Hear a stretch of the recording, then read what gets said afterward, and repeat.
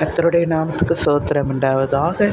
நான் உன்னை விட்டு விலகுவதும் இல்லை, உன்னை கைவிடுவதும் இல்லை என்று தேவன் சொல்லுகிறார். எனக்கு அன்பானவர்களே, நான் எங்கே விழுந்து விடுவேனோ, நான் இப்படியாக இருக்கிறேன், என்னை தூக்கி விடுவார் யாரும் இல்லையே என்று கலங்குகிறீர்களா? தேவன் உங்கள் மத்தியிலே இருக்கிறார். உங்களை அவர் கைவிடுவதில்லை. நீங்கள் அவரை நோக்கி பார்க்கும் பொழுது நீங்கள் வெட்கப்பட்டு போவதில்லை. யாரெல்லாம் உங்களுக்கு விரோதமாக எழும்பினார்களோ அவர்கள் எல்லாம் உங்கள் பக்கத்திலே வரும்படி செய்வார்.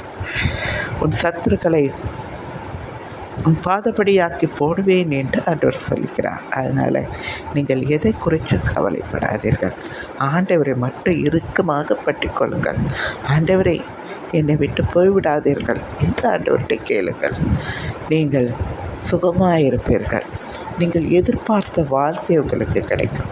நீங்கள் எதிர்பார்த்த காரியங்கள் நடக்கும். நீங்கள் எதிர்பார்த்த ஒவ்வொரு காரியங்களும் ஆண்டவர் அழகாக நேர்த்தியாய் செய்ய வல்லவராய் இருக்கிறார். நீங்கள் அவரை மட்டும் பற்றி கொள்ளுங்கள். எந்த உபத்திரமோ, எந்த வியாதியோ, எந்த பிரச்சனை, எந்த போராட்டம் வந்தாலும் நீங்கள் அவரை மட்டும் விட்டுவிடாமல் அவரை பற்றி கொள்ளுங்கள். தேவன் அதை தான் எதிர்பார்க்கிறார். என் பிள்ளைகள் என்னை நேசிக்காதா?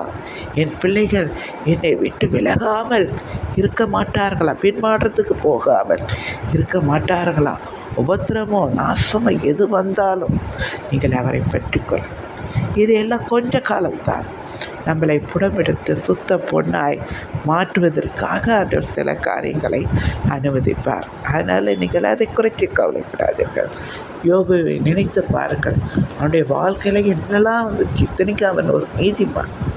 அவனை இன்னுமாய் அழகாய் மற்றவர்களுக்கு சாட்சியாக காட்டுவதற்காகவே இதெல்லாம் அனுபவித்தார். அதே போல் தான் தேவன் நமக்கு அனுமதிக்கிறார். நீங்கள் நிலைத்திருக்க நன்றி.